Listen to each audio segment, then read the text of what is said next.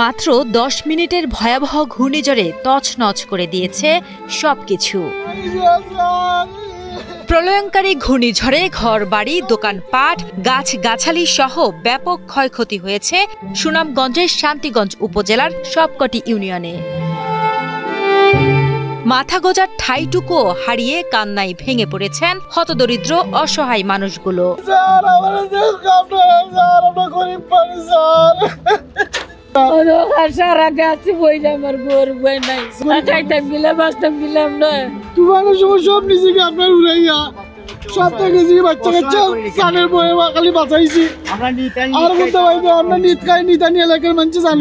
এ জেলায় রবিবার রাত 10:40 থেকে শুরু হয় ঝড়ো হাওয়া। 10 মিনিট পর এই বাতাস রূপ নেয় প্রলয়ঙ্কারী ঘূর্ণিঝড়ে, যা চলে 11টা পর্যন্ত।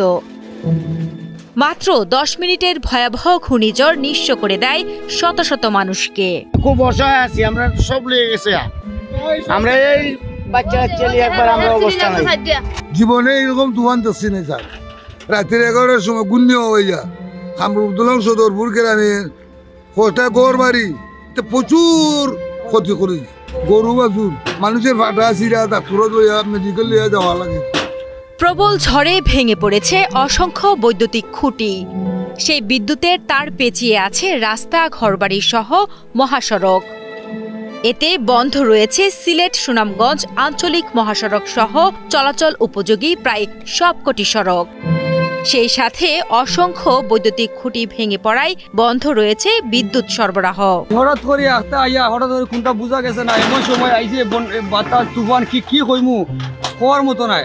ওল বাচ্চা কাচ্চারে কি করবো, বাচ্চা একটা হঠাৎ করে বাচ্চা কাচ্চা দুই আঞ্জামে ধরছি, ধরার মতো এমন নাই সালঙ্কর ধরে হারাইছি তারে।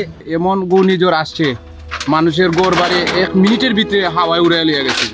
তখন বৃষ্টি আইছে হালকা, আমি নিজে দেখছি আমার পাশের বাড়ির আলিমুদ্দিন, মইমুদ্দিন এরা বাচ্চা চলে চোখে চলে আসে। আমি নিজে গিয়ে বিচ্ছা এরারে বাঁচাই আনছি। খাওয়া দাওয়া তো দূরের কথা, গড় বাড়ি লইও মানুষের আশ্রয় স্থান নাই। প্রবল ঝড়ে আহত হয়েছেন অনেক নারী, পুরুষ ও শিশু।